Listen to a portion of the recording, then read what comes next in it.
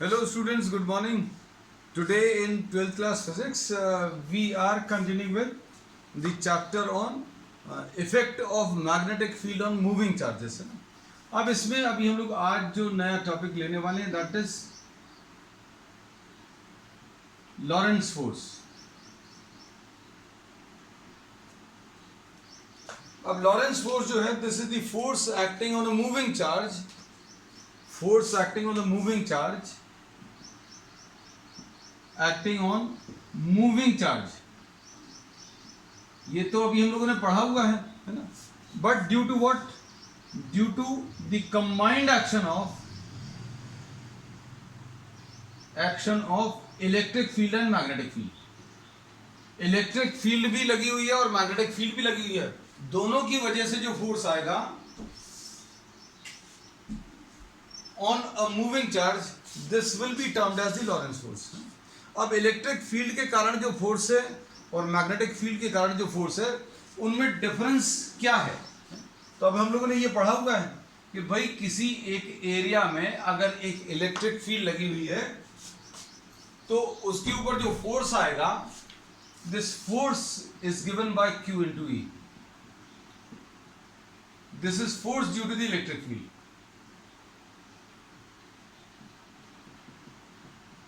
अब ये जो फोर्स है ये this is independent of the state of rest और मोशन। मतलब अगर ये charge if Q is at rest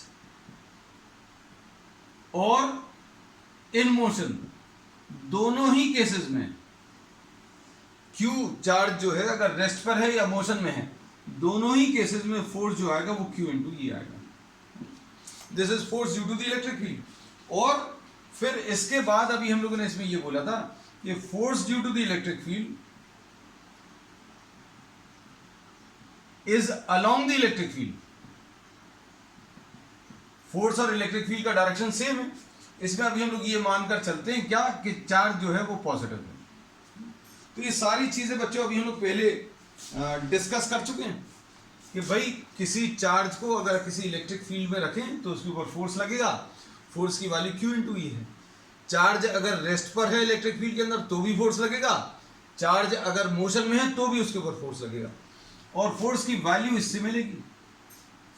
direction of the force will be given by direction of electric field. Direction of force is given by direction of electric field, है ना। ये तब का case रहेगा जब चार्ज पॉजिटिव है। Charge अगर negative है तो direction of force will be opposite to the direction of electric field. But we will be talking only of what positive charges. Negative charges के लिए अभी हम लोग बता सकते हैं कि डायरेक्शन चेंज हो जाएगा। अब इसके बाद फिर नेक्स्ट अभी हम लोगों ने पढ़ा बच्चों क्या कि किसी चार्ज को किसी मैग्नेटिक फील्ड में रखें तो अगर चार्ज रेस्ट पर है, if the charge is at rest, तो force exerted by the magnetic field zero आएगा। मतलब ये अभी हम लोगों को पता चल गया कि force due to force on plus Q charge due to the magnetic field. Magnetic field को अभी हम लोग V से रिप्रेजेंट करते हैं। This will be given by Q V cross B।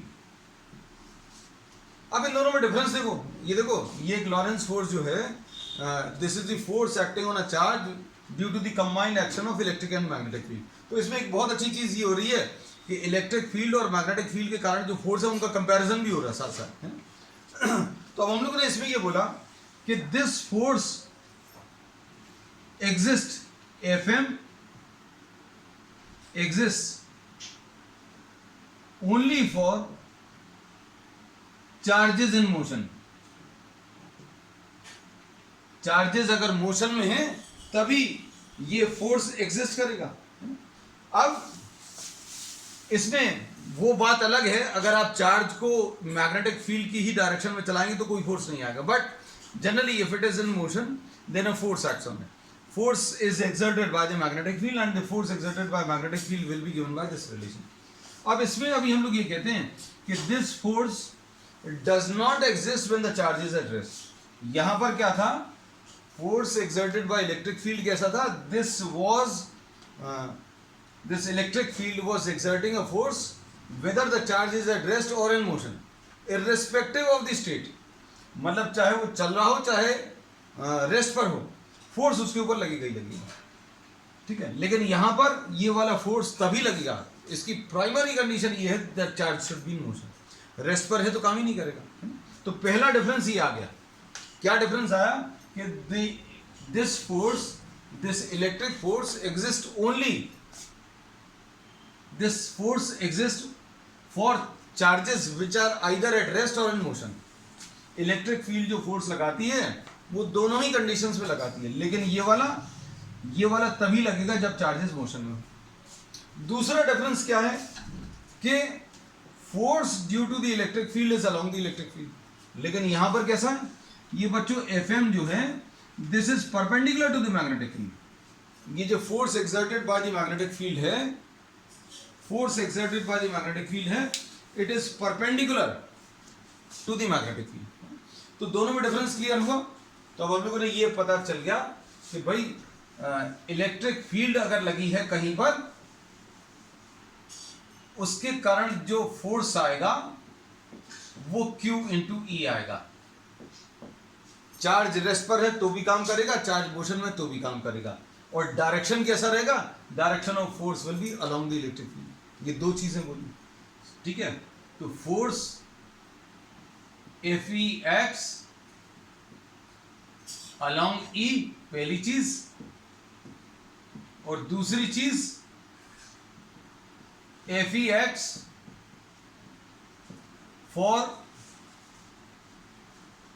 Charges at rest and motion, दोनों ही चीजें। फिर उसके बाद अभी हम लोगों ने Fm के बारे में पढ़ लिया, तो Fm is equal to Q, V cross भी आया। और अब हम लोगों ने क्या बोला, Fm जो है this exist only for charges in motion. यहां पर भी दो पॉइंट्स बताएं, चार्जेस अगर मोशन में तभी काम करेगा, और ये फोर्स का जो डायरेक्शन है परपेंडिकुलर टू मैग्नेटिक फील्ड, वो बात अलग है। Force is also perpendicular to velocity, है ना। लेकिन अभी हम लोग फील्ड को कंपेयर कर रहे हैं कि इलेक्ट्रिक फील्ड के अलोंग लगता है Fe, और यहां पर Fm जो लगता है perpendicular to the magnetic field. Electric force perpendicular to electric force along the electric field, magnetic force perpendicular to the magnetic field. This acts for every condition, charge at rest और charge in motion. ये वाला this exist only for charges in motion है। तो अब हम लोग ये बोल रहे हैं किसी एक रीजन में दोनों ही काम कर रहे हैं, मतलब इलेक्ट्रिक फील्ड भी है और मैग्नेटिक फील्ड भी है, तो उसके कारण जो फोर्स आएगा, force acting on moving charge due to combined action of electric and magnetic field is termed as the Lorentz force.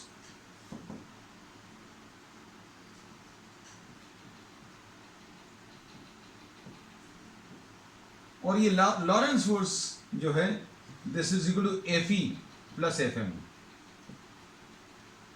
और Fe की वैल्यू बच्चों कितनी है, QE है, और Fm क्या है, Q V क्रॉस B। तो this force is termed as what, the Lorentz force. अब इसमें कुछ स्पेशल केसेस अभी हम लोग डिस्कस कर ले रहे हैं। अब इसमें पहला स्पेशल केस क्या है कि बच्चों electric field is parallel to magnetic field and both of these are parallel to the direction of motion.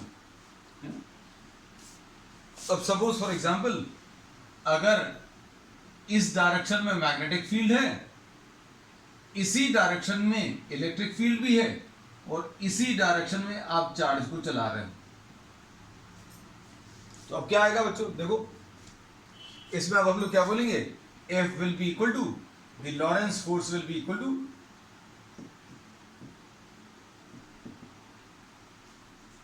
Q into E तो आ जाएगा, plus Q V cross B की वैल्यू 0 आ जाएगी। क्यों, magnitude of V into magnitude of B into sine of 0। ये sine of 0 क्यों है, क्योंकि theta angle between V and B, velocity और मैग्नेटिक फील्ड के बीच में एंगल 0 है, और angle between velocity and magnetic field अगर जीरो है तो मतलब ये वाला फोर्स काम नहीं करेगा। कौन सा? Magnetic force. तो force due to the magnetic field जो है बच्चों वो जीरो आ जाएगा। तो मतलब क्या आएगा? Force will be equal to Q into E. और अभी हम लोग सिर्फ पॉजिटिव चार्जेस की बात कर रहे हैं। अगर इस डायरेक्शन में चार्ज चल रहा है तो इसी डायरेक्शन में फोर्स आएगा। Direction of F is along E. अब इसी डायरेक्शन में चार्ज चल रहा है और इसी डायरेक्शन में इलेक्ट्रिक फील्ड भी है और इलेक्ट्रिक फील्ड ये फोर्स लगा रही है। तो क्या होगा? Speed increases. इस केस में बच्चों मैग्नेटिक फील्ड के कारण तो कोई फोर्स नहीं आएगा। मैग्नेटिक फील्ड के कारण कोई फोर्स नहीं आएगा, ये तो अभी हमने बता दिया। क्यों? क्योंकि वेलोसिटी का डायरेक्शन और मैग्नेटिक फील्ड का डायरेक्शन एक ही है ना। तो ये वाला पार्ट तो खत्म हो गया। अब ये वाला पार्ट खत्म हो गया, सिर्फ ये बचा। अब इसके कारण फोर्स क्या होगा बच्चों? फोर्स इसी डायरेक्शन में आएगा। अब भैया कोई चार्ज ऐसा चल रहा था, इसके ऊपर इसी डायरेक्शन में आपने फोर्स लगाया, मतलब क्या होगा? इसी डायरेक्शन में एक्सेलरेशन आएगा, मतलब स्पीड इंक्रीज होगी। And the charge continues to move on a straight line. The charge continues to move what? On a straight line. तो लॉरेंस फोर्स का एक स्पेशल केस ये ले लिया। अब इसके बाद एक स्पेशल केस अभी हम लोग और ले रहे हैं।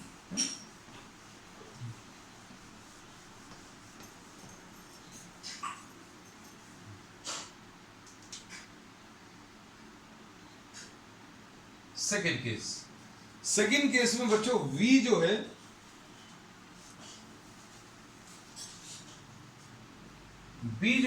पैरेलल टू E है, लेकिन ये दोनों का जो डायरेक्शन है परपेंडिकुलर टू V है। मतलब अभी हम लोगों ने इसमें ये बोला, ध्यान से सुनना बच्चों, ये बड़ा इंटरेस्टिंग केस है। इसमें मैग्नेटिक फील्ड ऐसी लग रही है और इसी डायरेक्शन में इलेक्ट्रिक फील्ड है। और वेलोसिटी कैसी है बच्चों? वेलोसिटी इसके परपेंडिकुलर है।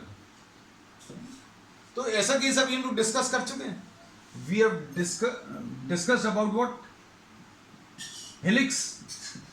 अभी हम लोगों ने ये इसमें बताया था, अगर याद हो किसी को, तो अब हम लोगों ने ये डिस्कस किया था, भैया कोई अगर मैग्नेटिक फील्ड है, इसके इसी डायरेक्शन में अगर चार्ज चलेगा तो मैग्नेटिक फोर्स जीरो आएगा। वो आज भी डिस्कस किया। फिर अभी हम लोगों ने ये केस भी डिस्कस किया था कि अगर कोई charge perpendicular to magnetic field चलेगा तो उसके ऊपर फोर्स आएगा, और ये मैग्नेटिक फोर्स बच्चों मैक्सिमम आएगा। क्यू वी बी साइन 90 होता है। क्यों?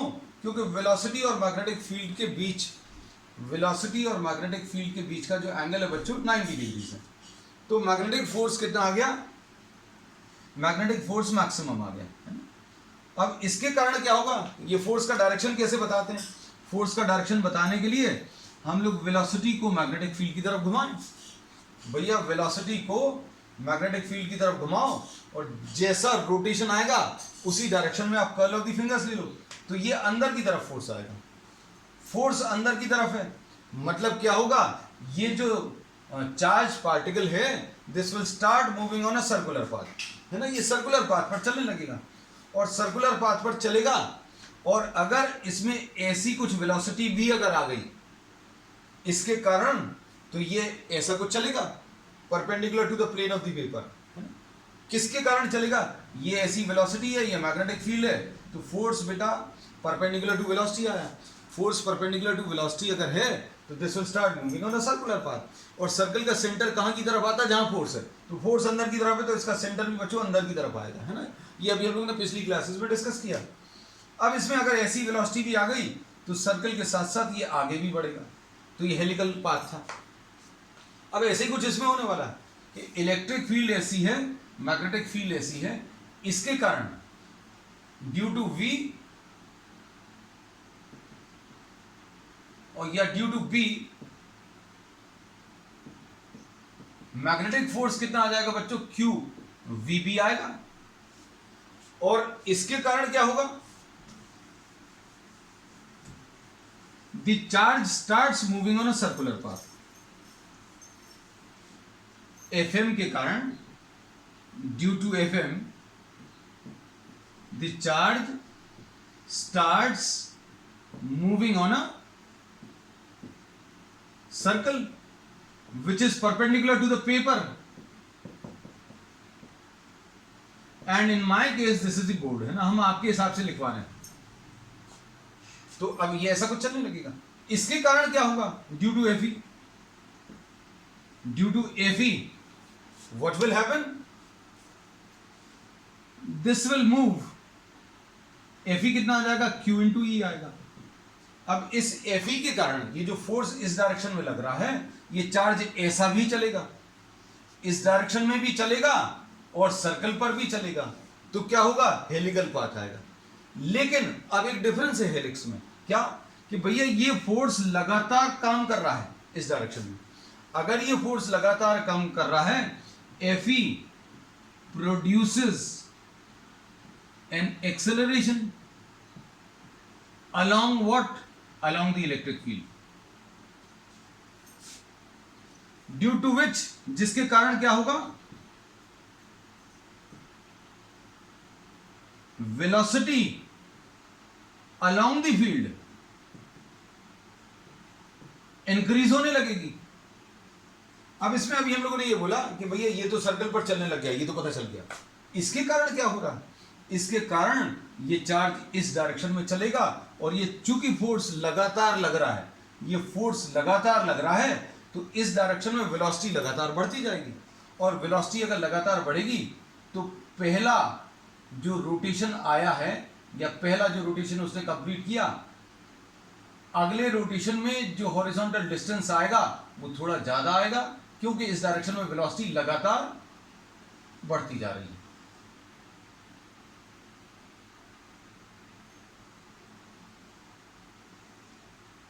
तो क्या है बच्चों, ये जो पिच है ये P1 और ये वाली जो पिच है P2 और ये वाली जो पिच है P3, ये लगातार बढ़ती जाएगी। ये पिच लगातार क्यों बढ़ती जाएगी? क्योंकि इस डायरेक्शन में वेलोसिटी बढ़ रही है, इस डायरेक्शन में वेलोसिटी बढ़ रही है, मतलब ये वाला जो डिस्टेंस ट्रैवल होगा हर एक रोटेशन में वो इंक्रीज होता जाएगा। तो this will be the difference, है ना। अब इसके बाद तीसरा वाला केस बच्चों क्या आ जाता है? तो ये बहुत इंपॉर्टेंट केस है बच्चों, किसमें? when B is parallel to E, B और E दोनों एक ही डायरेक्शन में है और वेलोसिटी दोनों के परपेंडिकुलर है। तो अब हमने बोला ये परपेंडिकुलर डायरेक्शन में जो वेलोसिटी है उसके कारण ये सर्कल आएगा और इसके कारण वेलोसिटी इंक्रीज होती जाएगी और इसका जो हॉरिजॉन्टल डिस्टेंस ट्रैवल्ड है या जो distance travelled along the field है वो बढ़ता जाएगा, क्योंकि ऐसे में वेलोसिटी बढ़ रही है तो मतलब ये डिस्टेंस जो है this will go on increasing, है ना। तो इसलिए पिच ऑफ द हेलिक्स, तो हेलिक्स तो रहेगा and the pitch goes on increasing due to E. ठीक, चलो अब नेक्स्ट केस ले लेते हैं बच्चों।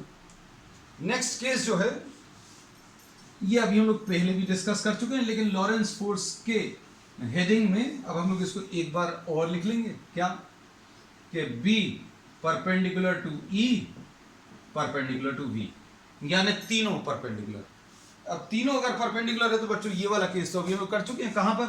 वेलोसिटी सिलेक्टर, है ना। और इसको कैसा पढ़ा था अगर याद हो, हमने ऐसा कुछ डायग्राम बनाया था,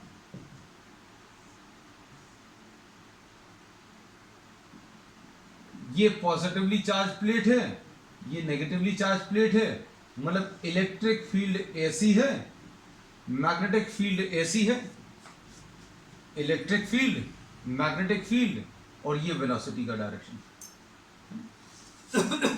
तो अब हम लोगों ने क्या बोला बच्चों इसमें? इसके कारण,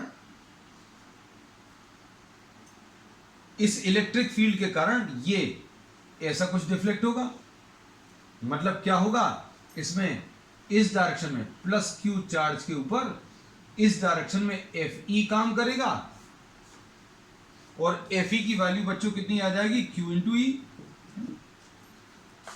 और इस मोशन के कारण और मैग्नेटिक फील्ड के कारण जो फोर्स आएगा वो कितना आ जाएगा? F M is equal to Q VB sin 90 आएगा। और इसका डायरेक्शन कैसे मिलेगा? डायरेक्शन निकालने के लिए वेलोसिटी को मैग्नेटिक फील्ड की तरफ घुमाओ, तो ये मैग्नेटिक फोर्स आएगा Fm, और Fm की वैल्यू बच्चों कितनी आ जाएगी? QVB। और अगर इलेक्ट्रिक फोर्स ज्यादा है, इलेक्ट्रिक फील्ड के कारण फोर्स ज्यादा है, तो चार्जेस नीचे की तरफ डिफ्लेक्ट होंगे।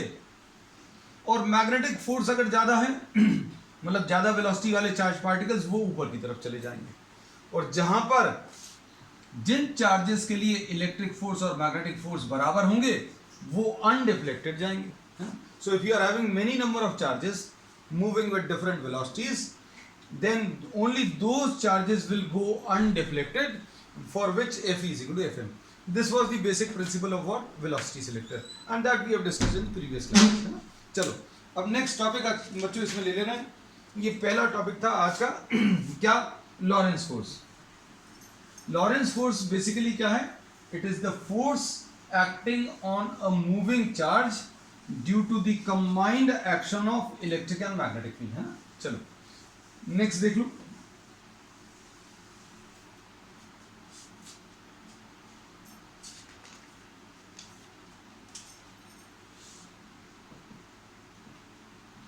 Force on a current carrying conductor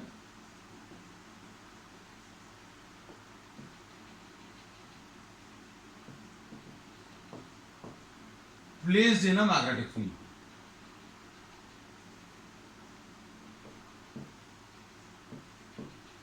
ये भी एक इंपॉर्टेंट टॉपिक है। अब हम लोगों को ये पता चल गया बच्चों क्या कि किसी मूविंग चार्ज के ऊपर जो है, किसी भी मूविंग चार्ज के ऊपर मैग्नेटिक फील्ड एक फोर्स लगाता है, और वो फोर्स की वैल्यू क्या आती है? QV क्रॉस B आती है। अब अगर आपने किसी करंट कैरिंग कंडक्टर को बच्चों किसी मैग्नेटिक फील्ड में रख दिया, suppose this is a magnetic field, this magnetic field is perpendicular to paper and inwards. अब इसमें ये कोई करंट कैरिंग कंडक्टर है जिसकी लेंथ L है, लेंथ बच्चों L है, area of cross section A है। अब current through the conductor, current इसमें आई है। करंट अगर इसमें ऐसा कुछ फ्लो कर रहा है तो ये अभी हम लोगों को मालूम है क्या कि current carrying conductor, if current is flowing through a conductor then this can be considered as charges moving through the conductor. इसके थ्रू चार्जेस चल रहे हैं। और भैया अगर चार्ज चल रहा है तो किसी मैग्नेटिक फील्ड में अगर कोई चार्ज चल रहा है तो उस चार्ज के ऊपर फोर्स लगेगा, और फोर्स की वैल्यू अभी हम लोग मालूम है कैसे मिलेगी? QV cross B। ये अपन लोग बार बार लेते हैं। तो अगर हम लोगों ने इसमें बोला कि ये करंट कैरिंग कंडक्टर है, then this will be consisting of many number of charges moving through the conductor, और हर चार्ज के ऊपर इतना फोर्स लगेगा। तो मतलब क्या है? सारे मूविंग चार्जेस के ऊपर फोर्स लगेगा, मतलब कंडक्टर के ऊपर एक फोर्स आएगा, है ना? तो हेडिंग यही है, force acting on a current carrying conductor placed in a magnetic field. तो बेसिक क्या है? बेसिक वही है कि किसी चार्ज को किसी मैग्नेटिक फील्ड में चलाएंगे तो फोर्स लगेगा। अब करंट कैरिंग कंडक्टर क्या है? It is collection of moving charges, बहुत सारे चार्जेस मूव कर रहे हैं। अब हम लोग इसमें क्या कह सकते हैं? चार्जेस जो मूव करते हैं बच्चों, वो इलेक्ट्रॉन्स मूव करते हैं, और कितनी वेलोसिटी से मूव करते हैं? VD वेलोसिटी से। अब इसमें अभी हम लोग क्या बोल सकते हैं? Force acting on each electron,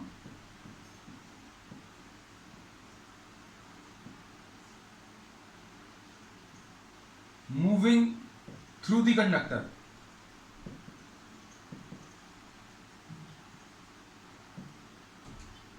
ये कितना आ जाएगा? इसको अभी हम लोग स्मॉल f लिख दे रहे हैं। ये कितना आ जाएगा? This will be equal to E VD cross B, ऐसा लिख सकते हैं।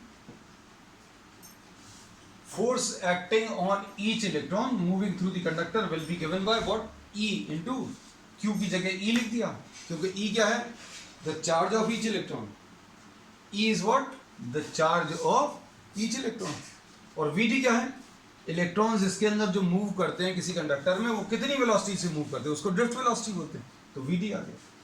अब क्या करेंगे? अब हम लोग क्या कह सकते हैं? Force acting on the conductor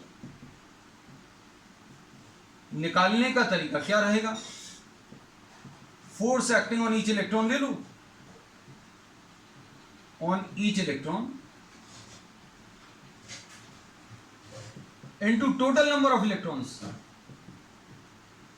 है ना. तो ये तो भी आप कर सकते हो. टोटल नंबर ऑफ इलेक्ट्रॉन्स कैसे निकाल सकते हैं, हम याद कराएंगे कुछ चीज. अब इसमें force acting on each electron कितना है? E Vd क्रॉस B, ऐसा कुछ आएगा. और टोटल नंबर ऑफ इलेक्ट्रॉन्स, अब इसके अंदर टोटल नंबर ऑफ इलेक्ट्रॉन्स कैसे मिलेंगे? तो अभी हम लोगों को ये मालूम है क्या चीज? N. एक टर्म याद है बच्चों, अभी हम लोगों ने इलेक्ट्रिसिटी में पढ़ा था. This was the conduction electron density.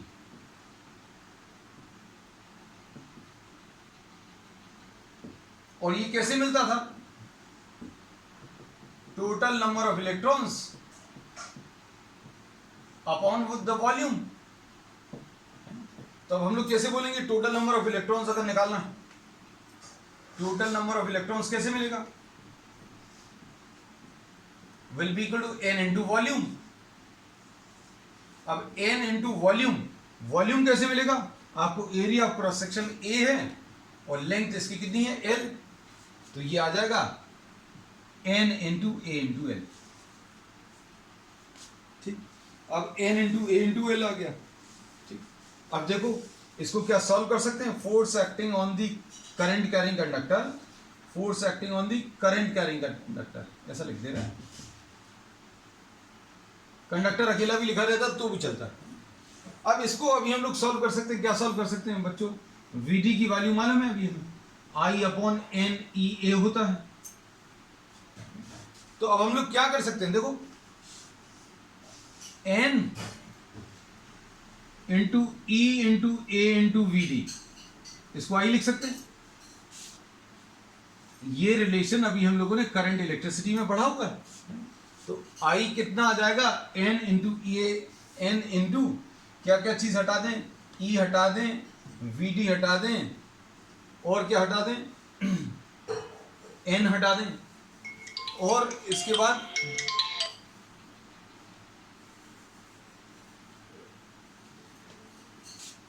N into N ले लिया, E ले लिया, A ले लिया और Vd ले लिया. इन सबको हटाकर अभी हम लोग क्या लिख सकते हैं? I लिख सकते हैं. लेकिन अब वेक्टर साइन को रिटेन करना, ये ध्यान रखना.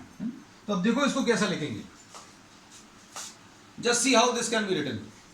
तो ये आ जाएगा force acting on the current carrying conductor. बच्चों इसमें अभी हम लोग ने जो जो टर्म्स हटा लिए इस सब की जगह E Vd N A, इसकी जगह I लिख देंगे, है ना. I L cross B. और हम लोग अब क्या नया चेंज कर रहे हैं कि चूंकि वेक्टर साइन अभी हम लोगों को लगाना था, Vd के ऊपर से वेक्टर साइन हटाकर अभी हम लोगों ने किसके ऊपर? L के ऊपर रख दिया.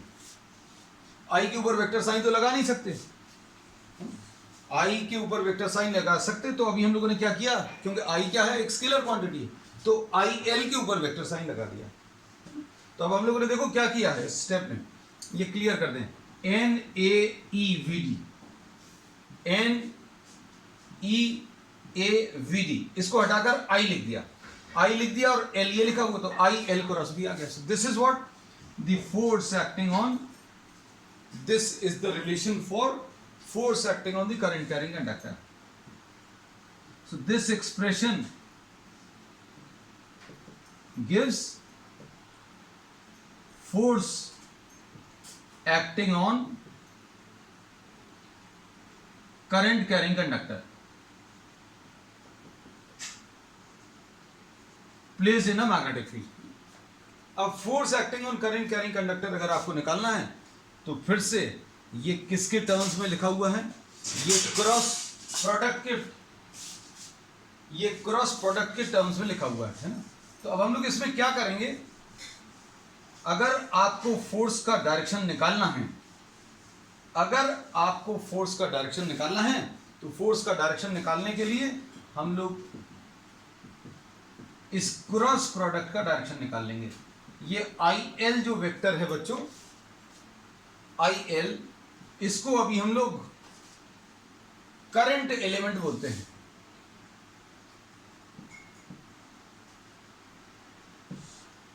और इसका जो डायरेक्शन है, this is the direction is along the current. ठीक है। तो अब आपको अगर किसी करंट कैरिंग कंडक्टर पर फोर्स का डायरेक्शन अगर निकालना, तो फिर से अभी हम लोग राइट हैंड का यूज करेंगे। पहले वेक्टर को दूसरे वेक्टर की तरफ रोटेट करो, इसको आप दूसरे वेक्टर की तरफ रोटेट करो, और इसको रोटेट करने में जैसा रोटेशन आएगा वैसा कर्ल ऑफ द फिंगर्स ले लेना। Direction of thumb will give you the direction of force. तो अब हम लोग कुछ चीजें इसमें एक्सप्लेन कर देंगे, फिर से डायरेक्शंस कैसे निकालते हैं वो भी बताएंगे। तो चलो अब देखें। तो इसमें अभी हम लोगों ने क्या पढ़ लिया कि किसी करंट कैरिंग कंडक्टर को, किसी भी करंट कैरिंग कंडक्टर को किसी मैग्नेटिक फील्ड में अगर रखेंगे तो उसके ऊपर फोर्स लगेगा। फोर्स क्यों लगेगा बच्चों? उसमें रीजन ये है कि current carrying conductor can be assumed to be made up of moving electrons. Electrons move कर रहे हैं बच्चों। अगर करंट ऐसा कुछ फ्लो कर रहा है तो VD, इलेक्ट्रॉन जो है VD वेलोसिटी से ऑपोजिट डायरेक्शन में मूव कर रहे हैं। तो हम लोग इसको कैसा बोलते हैं कि force acting on each electron कैसे मिलेगा? E VD cross B। और force acting on the conductor अगर निकालना है तो कैसे मिलेगा? एक इलेक्ट्रॉन के ऊपर फोर्स मालूम है, into total number of electron से मल्टीप्लाई कर दो। टोटल नंबर ऑफ इलेक्ट्रॉन्स कैसे मिलेगा? n को आप वॉल्यूम से मल्टीप्लाई करो, A into L। तो ये force acting on the current carrying conductor. So we have had a quick revision of this force acting on current carrying conductor. फिर उसके बाद क्या किया बच्चों? E को, N को और A और VD, इसको हटाकर अपन लोगों ने I लिख दिया, तो IL cross B। So this will be the relation for force acting on a current carrying conductor placed in a magnetic field. Direction फिर से अभी हम लोगों ने बोला it will be given by the right hand rule। और अगर आपको इस केस में फोर्स का डायरेक्शन बताना है तो आप पहले वेक्टर को दूसरे वेक्टर की तरफ घुमाओ। पहला वेक्टर ऐसा है, दूसरा अंदर की तरफ है। अगर ऐसा घुमाएंगे तो फोर्स का डायरेक्शन ऐसा कुछ आएगा। तो चलो बच्चों, आज के लिए इतना ही। We will continue with the same topic and lots of more new concepts on the next term. That's all for today.